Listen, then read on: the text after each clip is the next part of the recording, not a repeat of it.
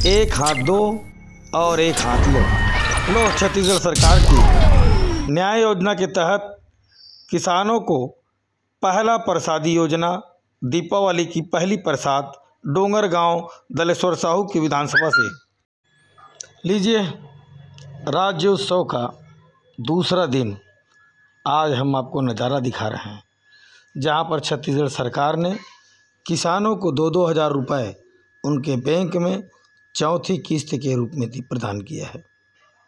और चौथी किस्त मिलते ही दीपावली के अवसर को भुनाने के लिए किसान बैंक पहुंच गए। और वहां पर बैंक में पहुंचने के बाद किस तरह से इस पुलिस वाले ने अपने फ़र्ज को निभाया है, हम दिखा रहे हैं। ये पुलिस वाला वर्दी में तो नहीं है, लोग जानते भी नहीं कि ये पुलिस वाला है, मगर ये है डोंगरगांव का एक ऐसा पुलिस वाला जो ना जाने किस बात का गुस्सा इन किसानों को दिखा रहा है।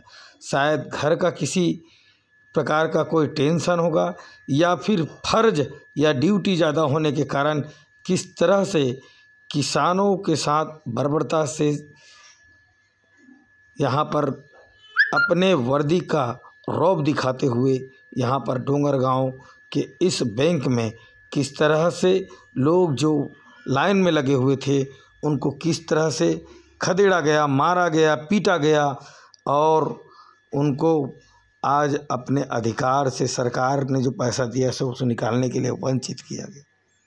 बहुत निंदा हुई इस पुलिस विभाग के बिना वर्दी के यहाँ पर ड्यूटी करना, और किसानों ने आज इसकी भरपूर निंदा की। सरकार आज पैसा देकर भी अपने हाथ मलते रह गई।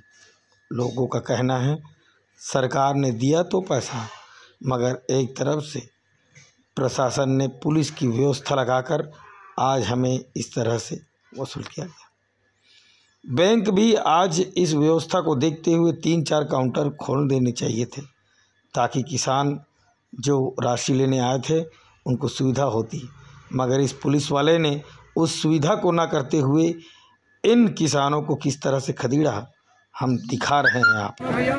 पंचायत नियोजन के साथ देवेंद्र कुमार देवांगन, जो कि डोंगरगांव के हमारे संवाददाता हैं, उनके साथ भी बर्बरता के साथ उनका मोबाइल छीना गया।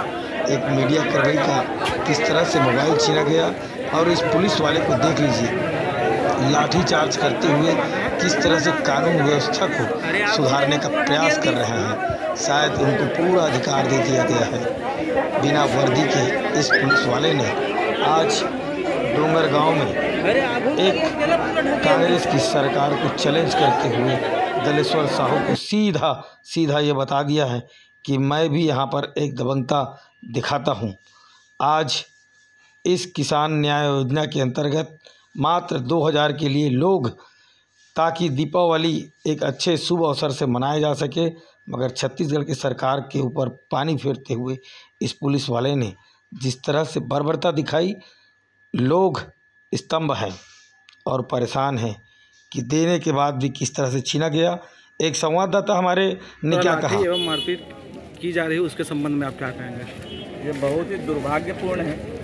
जिस छत्तीसगढ़ प्रदेश को धान का कटोरा कहा जाता है, उसके जो उत्पादक जो इस छत्तीसगढ़ प्रदेश के साथ में अन्य राज्यों को भी अपने मेहनत से अपने धान की उपज से जो पालते हैं, और उन किसानों के साथ आज त्यौहार को देखते हुए अपने लिए जो राशि आहरण करने को बैंक पहुंचे हुए हैं। प्रधानमंत्री सम्मान निधि की राशि एवं राजीव गांधी निधि की राशि को आहरण करने के लिए बैंक में पहुंचे हुए, और बैंक में पुलिस विभाग के द्वारा उनके साथ में मारपीट, धक्का मुक्की एवं लाठीचार्ज की जा रही है। यह बहुत ही दुर्भाग्यपूर्ण है।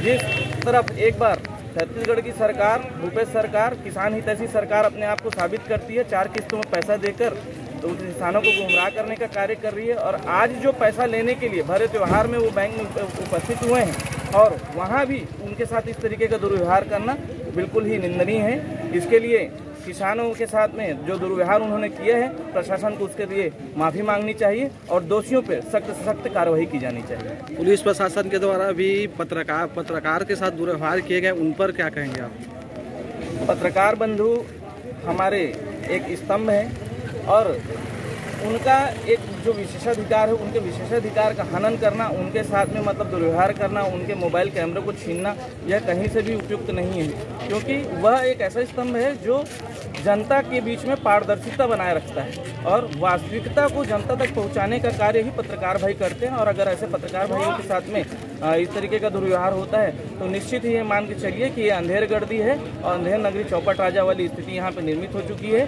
प्रशासन इस छत्तीसगढ़ सरकार में अब यहाँ आम जनता तो समझ में आता था कि आम जनता सुरक्षित है, परंतु अब वर्तमान में मीडिया की भी यह स्थिति हो गई है कि मीडिया भी सुरक्षित नहीं है। कुल मिला के भूपेश सरकार के आखिरी दिन आ चुके हैं और ऐसी परिस्थिति में उनके द्वारा जो ये अति की जा रही है यह उनका आखिरी आतंक है। ये मान के चलिए आने वाले विधानसभा चुनाव में भूपेश सरकार को यही जनता जड़ से उखाड़ करके फेंकेगी, क्योंकि जो किसानों के हित की बात करने वाली सरकार, अपने आप को किसान हित ऐसी सरकार बताने वाली और किसानों के साथ अहित करने वाली, उसके बाद में मीडिया कर्मियों के साथ अहित करने वाली आम जनता त्रस्त है, हताहत है, परेशान है। और निश्चित ही भूपेश बघेल जी, आप ये मान के चलिए कि आपका नारियल फूटने वाला है और उसमें पानी निकलेगा कि सूखा निकलेगा कि सड़ा निकलेगा, ये जनता बताएगी।